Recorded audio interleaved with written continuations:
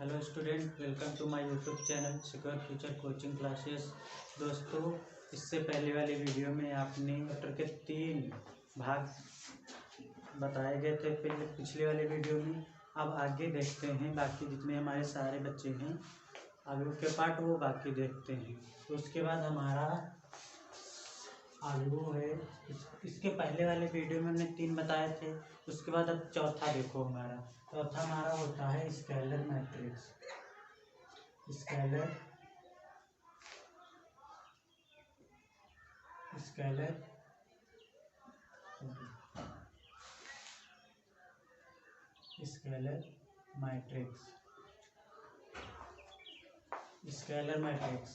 Scalar matrix हमारा होता है अदिश आव्यूह।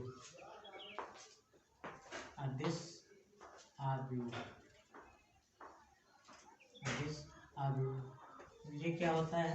चौथा हमारा स्केलर मैट्रिक्स अदिश आव्यूह। अब इसमें देखते हैं ऐसा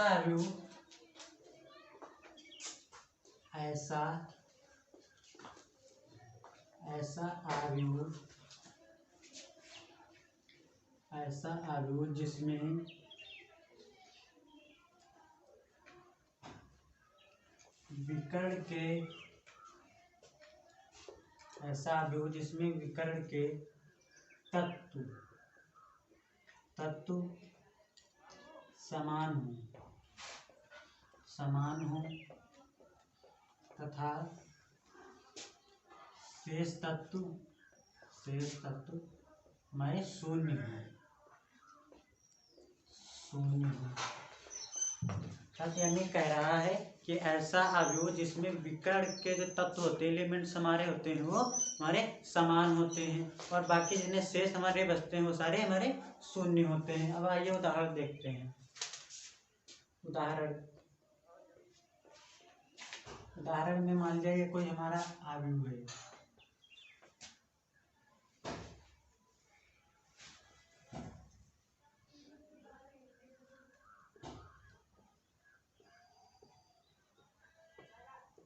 जैसे मान लीजिए हमारा कोई आव्यूह है। अब इसमें देखो कि हमारा जो विकर्ण के तत्व हैं वो हमारे समान है, यानी 4 यहाँ पर भी, 4 यहाँ पर, 4 यहाँ पर, और बाकी सारे हमारे जितने शेष हैं वो हमारे शून्य हैं। यानी ऐसा आव्यूह जिसके विकर्ण जैसे कहते हैं ना कोना, तो एक कोना चीर बोलते हैं जैसे, तो ऐसे ये हमारे विकर्ण के तत्व हमारे जो होते हैं वो हमारे समान होते हैं। जैसे मान लिया कि यहाँ पर 4 है तो विकर्ण में सब में 4 होना चाहिए। अगर यहाँ पर मान लिया 2 होता तो सभी में हमारे 2 होते, और जितने सारे हमारे तत्व बचे वो हमारे शून्य हो। तो ऐसा आव्यूह हमारा क्या कहलाता है? स्केलर मैट्रिक्स अदिश आव्यूह कहलाता है। जो है यूनिट और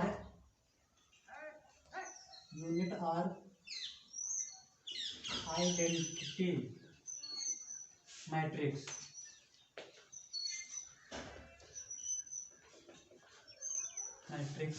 तत्समक आव्यूह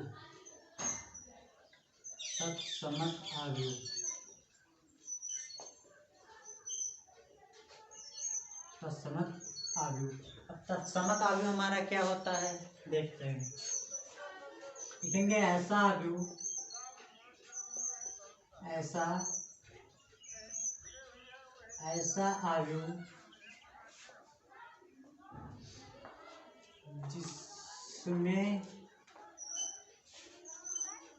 जिसमें विकर्ण का तत्व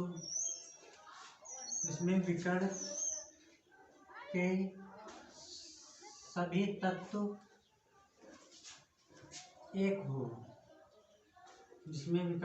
तत्व एक हो, तो वो हमारा आव्यूह तत्समक आव्यूह कहलाता है। तो तत्समक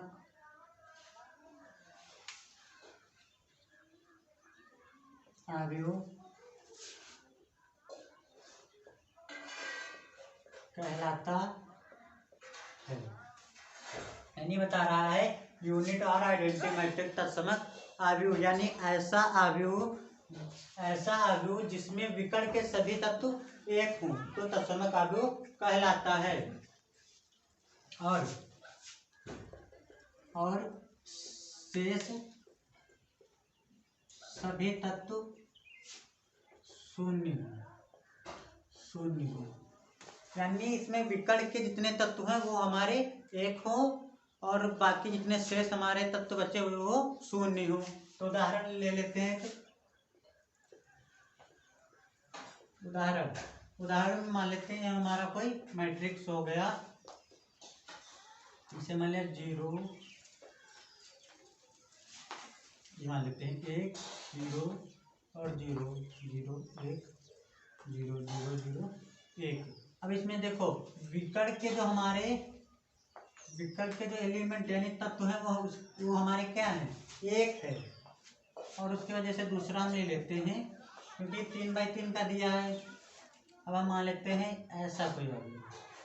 इसमें भी ये तत्समक अवयव में ये जरूरी नहीं होता है कि हमारा वो अवयव हमारा स्क्वायर मैट्रिक्स यानी वर्ग अवयव हो कि जितने इसकी पंक्ति उतना ही स्तंभ हो। तो जैसे ये ऐसा नहीं कि केवल 3/3 का ही हो, वो 2/2 का भी हो सकता है, 4/4 का भी हो सकता है। तो मैंने 2/2 का है। इसमें भी देखो हमारे विकर्ण के जो तत्व हैं वो हमारा 1 है, बाकी शेष हमारे सभी तत्व शून्य हैं। जैसे इसके बाद दूसरा हम उदाहरण लेते हैं।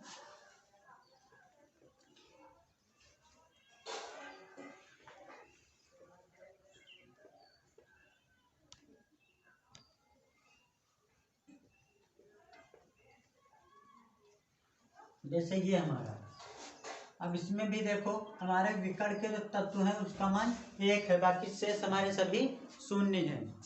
तो यानी ऐसा अवयव जिसके विकर्ण के सभी तत्व का मान हमारा 1 हो और बाकी से जितने सारे तत्व बचे हैं वो हमारे शून्य हो, तो ऐसा अवयव तत्समक अवयव कहलाता है। और उसके बाद दूसरा अवयव देखते हैं, छठा अवयव होगा हॉरिजॉन्टल अवयव मैट्रिक्स। हॉरिजॉन्टल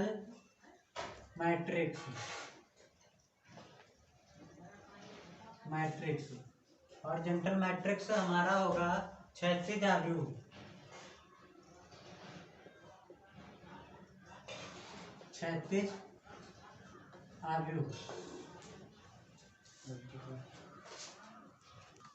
क्षैतिज अवयव यानी ऐसा अवयव जिसमें पंक्तियों की संख्या स्तंभों से कम हो।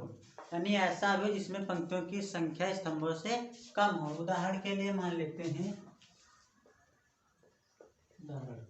उदाहरण के लिए मान लेते हैं हमारा कोई, जैसे मान लिया हमारा ये कोई अवयव है,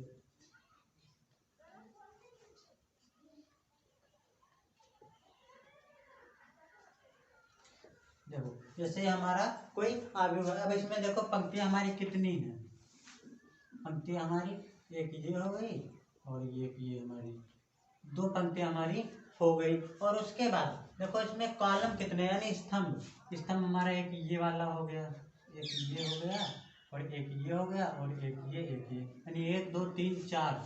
अब इसमें कॉलम हमारे 4 हो रहे हैं और जो हमारी पंक्ति वो हमारी 2 ही है। यानी ऐसा अवयव जिसमें पंक्तियों की संख्या स्तंभों से कम हो तो वो अवयव हमारा क्षैतिज अवयव कहलाता है। और उसके बाद हम दूसरा अवयव देखते हैं, वर्टिकल मैट्रिक्स ऊर्ध्वाधर अवयव। ये ऐसा अवयव यानी ऐसा अवयव जिसमें पंक्तियों की संख्या स्तंभों से अधिक हो, तो ऐसा अवयव हमारा वर्टिकल मैट्रिक्स या ऊर्ध्वाधर अवयव कहलाता है। देखो जैसे ऐसा अवयव जिसमें पंक्तियों की संख्या स्तंभों से अधिक हो, ऊर्ध्वाधर अवयव कहलाता है। अब इसमें देखो ये हमारा कोई अवयव है, ये मान लिया हमारा कोई अवयव है। अब इसमें पंक्तियों की संख्या देखेंगे कितनी है, ये हमारा 1 हो गया, ये 2 3 और ये हमारी 4 पंक्ति हैं टोटल। हमारी पंक्तियां कितनी है, 4 है। और इसमें स्तंभ कितने हैं, स्तंभ हमारा ये 1 हो गया और ये हमारा दूसरा स्तंभ हो गया। अब देखो यानी ऐसा अवयव जिसमें पंक्तियों की संख्या हमारा स्तंभों की संख्या से अधिक हो। तो देखो इसमें पंक्तियों की संख्या स्तंभों स्तंभों से अधिक है, यानी इसमें हमारी पंक्तियां हैं टोटल 4 और इसमें कॉलम यानी स्तंभ हमारे हैं 2। यानी ऐसा अवयव जिसमें पंक्तियों की संख्या हमारे कॉलम यानी स्तंभों से अधिक हो, तो ऐसा अवयव हमारा ऊर्ध्वाधर अवयव कहलाता है। उसके बाद दूसरा अवयव देखेंगे,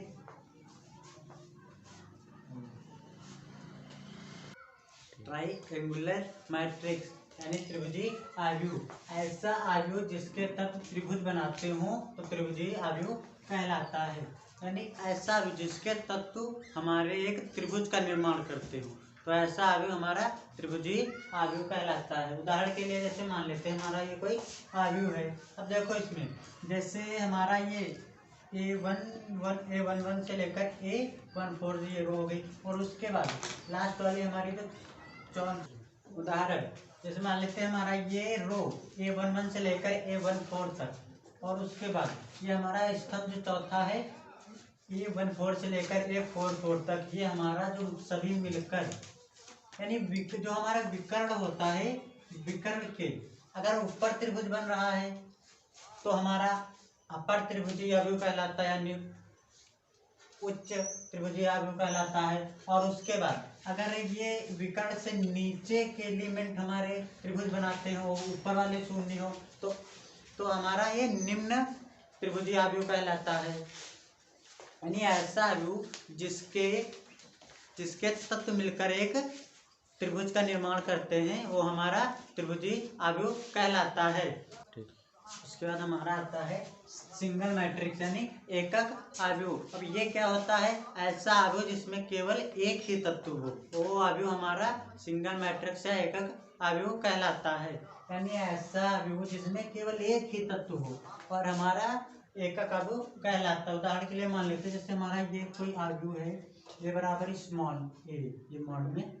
अब देखो इसमें केवल हमारा एक ही तत्व है तो ये हमारा हुआ एकक अवयव। जैसे मान लेते कोई दूसरा हम मान लेते हैं, जैसे मान लीजिए हमारा कोई अवयव यानी ऐसा अवयव जिसमें केवल एक ही तत्व हो तो बाकी कुछ ना हो तो ऐसा अवयव हमारा एकक अवयव कहलाता है। यानी इसकी कोड भी 1/1 की होती है, यानी रो की संख्या 1 होती है और पंक्ति की संख्या भी 1 होती है।